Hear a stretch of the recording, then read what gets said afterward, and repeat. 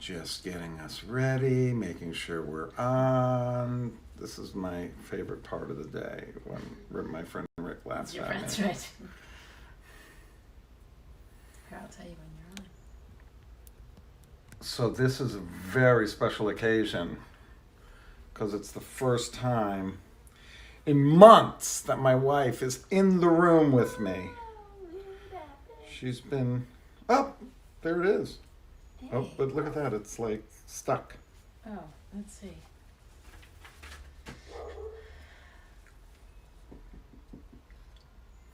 I like how on Facebook, because of the time, it says that we're closing soon and we haven't been open for 18 months. Yeah, it's working on my end. Really? Mm-hmm. It's not. There it is. It glitched, yeah. Oh, yeah. There it is. Hello, Irene. Hello, Michelle. Hello. No, really, it's my honor that Michelle is joining me today because hello, Helene and Andy. Oh, hi, Helene and Andy. So today is our last day of the year 5781 that we are gathering for our meditation, and I must say, except for 1 month, we made it through 5781. Pretty much 3 or 4 times a week, gathering together for these meditations. I can't believe it's September of 2021 right now. When I was writing the date in, I exclaimed that, and it's really amazing. I mean, truly incredible that the time is just whipping by. The month of Elul's coming to an end. And I thought that really I could kind of go over these last 4 weeks and sum it up really in 4 ways. It seems to me that, and I never really thought of it before, these last 4 weeks we've been talking about the Shemitah year, this year that's coming up. The Shemitah year being a year where you let the land go fallow in the Bible and you remit all debts that someone might owe you. And so we've been talking a lot about, first of all, what does anything belong to any of us? Does anything belong to any of us?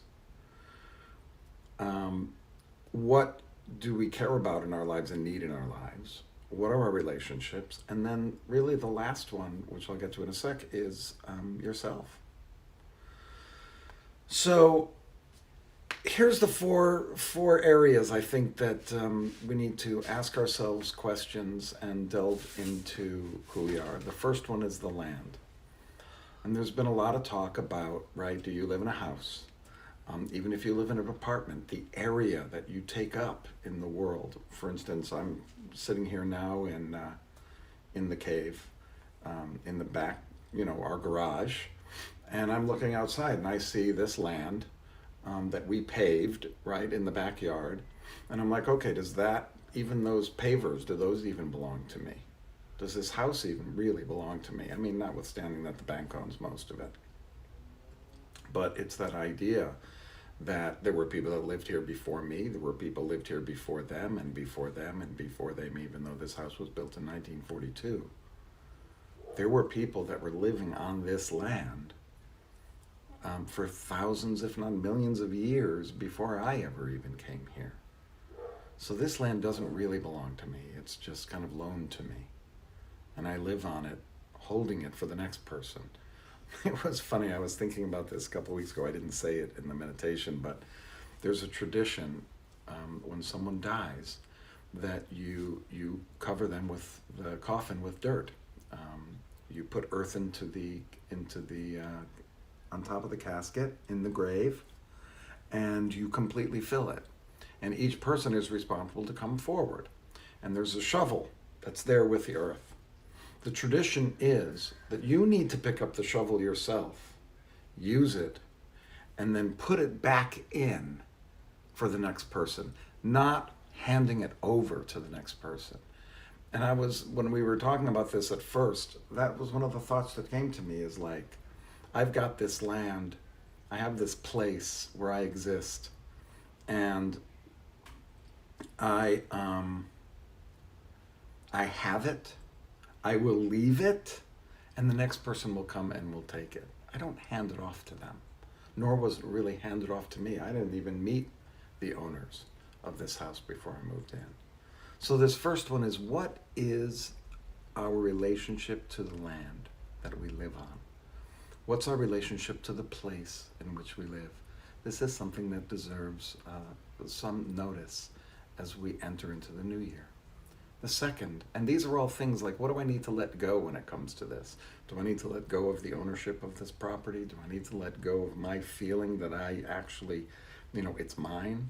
What is it that we need to let go? And all of these things, it's the Shemitah, we're letting go, right? What is it we need to let go, and how can we let go of it?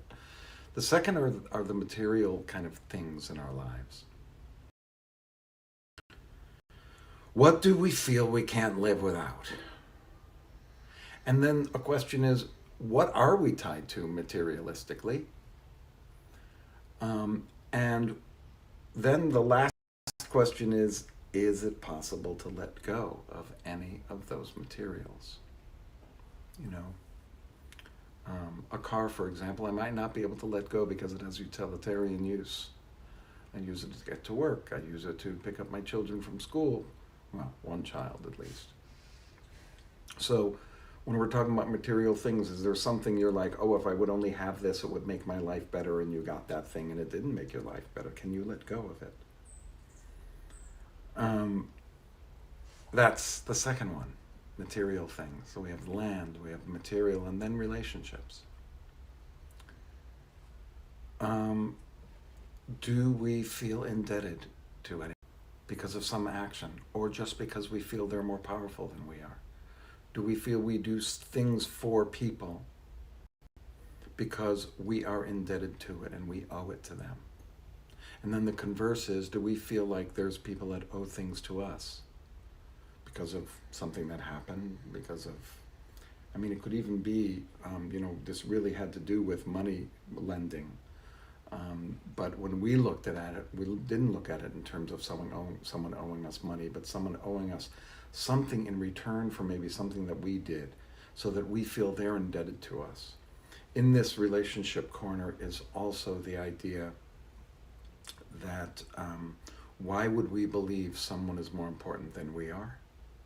Or why would we believe we're more important than anybody else? And especially last week, we looked at that idea that all human beings deserve dignity and deserve our rachamim, which is compassion. So that's the third one. So it's land, it's material things, it's our relationships. And then finally, yourself. Sometimes we feel like we owe something to ourselves. Sometimes we feel as if we're lesser than. Sometimes we feel as if we're the greatest thing in the world. The question really becomes, what do I personally need to release in order to make me the best of me? Or another thing personally is there something that has a hold on me and it alters my decisions, changes the way I do things? Now, this isn't a material thing, this is something in my head. Is there something that keeps me from doing what I need to do to achieve my own personal life fulfillment? That's probably the hardest one. It's a good thing that we have 10 days between Rosh Hashanah and Yom Kippur to work that one out. Because if anything, the whole exercise of the High Holy Days and this time period is so that we can learn to be the best of who we are. Because we know that through the year we're going to make mistakes, big and small. And we are going to be tied to the land and tied to material things. And we are going to make mistakes in our relationships. And we are going to sometimes lose sight of ourselves. So I really believe that this time is for us to kind of focus in on us in a selfish way, really, to focus in on who we are, what we've done, what we're tied to, who we owe, who owes us, what is our relationship to everything and then, decide in this particular year, what do I need to let go of? What is going to make my life soar? Almost like this thing that I need to let go of is holding me down. And then if I let go of it, it's going to allow me to soar and to be the best that I can be. So with all that in mind, let's now stop thinking and just start meditating and find some stillness. I know I still feel the tension between talking for the first 10 minutes and then going into silence, but I just want to reiterate that whatever it is that's going to come up in your mind now, I imagine is based upon some of the things that we've been thinking about. So it's important to just notice what you're thinking about. And if you're thinking about something completely different, that is important as well, because that's what's on your mind and that's what's kind of pushing you right now. So everything that you notice about what you're thinking about, none of it's wrong. And please don't judge yourself. Just bring yourself back in love and kindness to your breath. Here we go.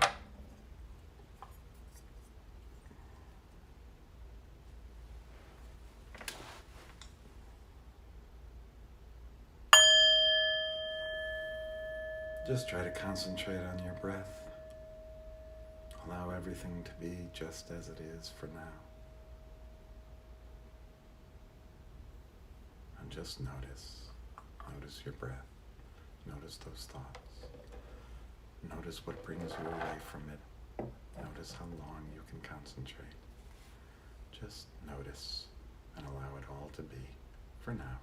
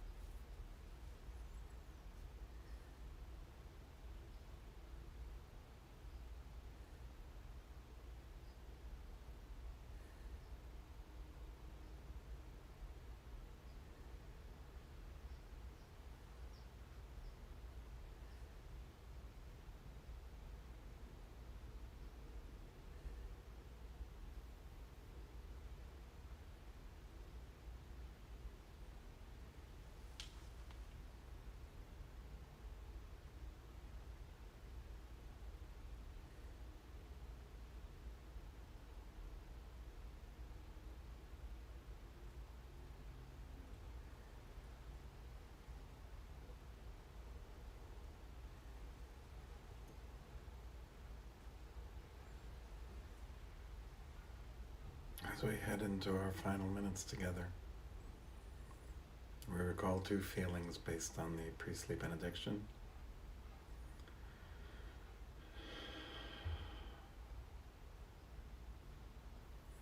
Just going to change one word today. Usually we say, may I feel joy, and I want us to feel joy.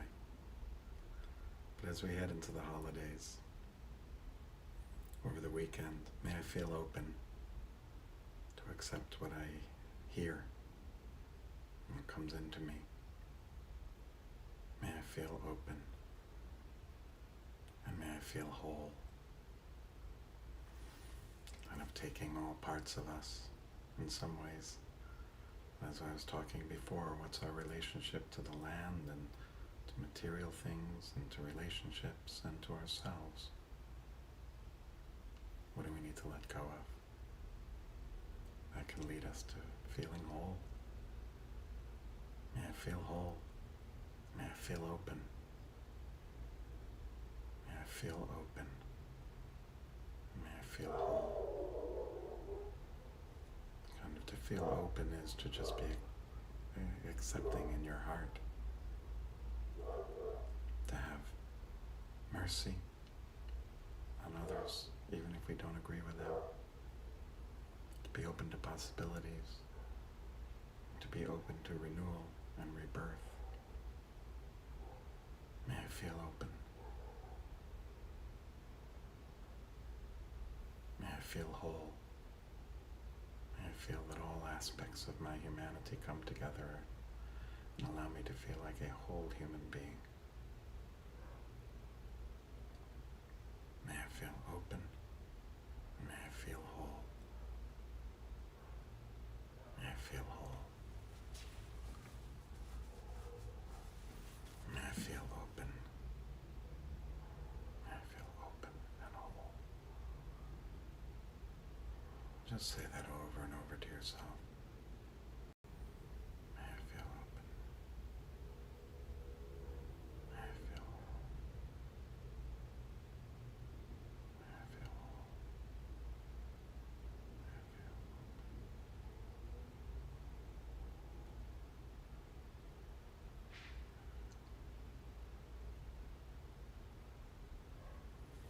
If you'd like to invite someone to be with you in your mind's eye in front of you, you can offer them these two feelings. May you feel open, and may you feel whole.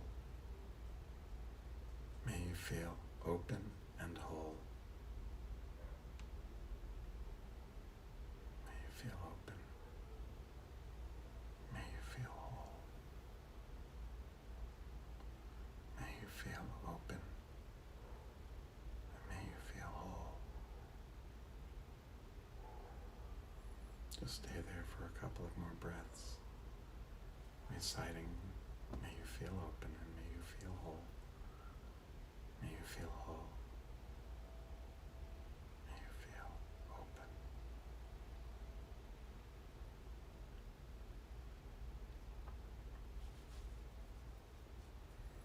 And now let's just bring it back to ourselves and give ourselves a little pep talk with these two feelings.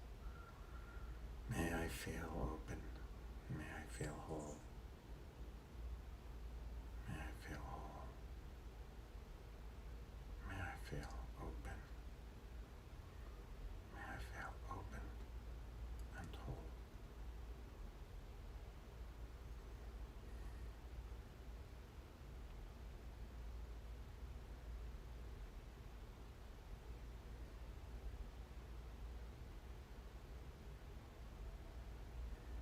And just find your way back to your breath for our last moments.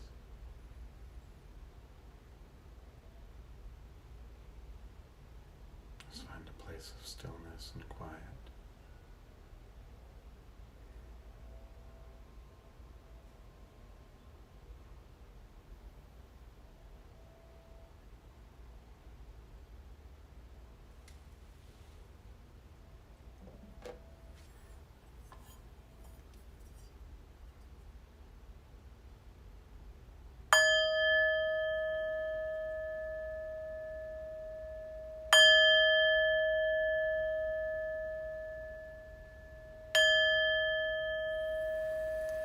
Thank you for joining me today.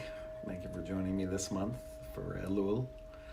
Thank you for joining me this year, and thank you for the last 18 months. May you feel open, and may you feel whole. I hope that you found stillness and peace today. May you have a wonderful evening, fantastic Shabbat, and Shana Tova Umetuka. May you have a sweet and healthy New Year.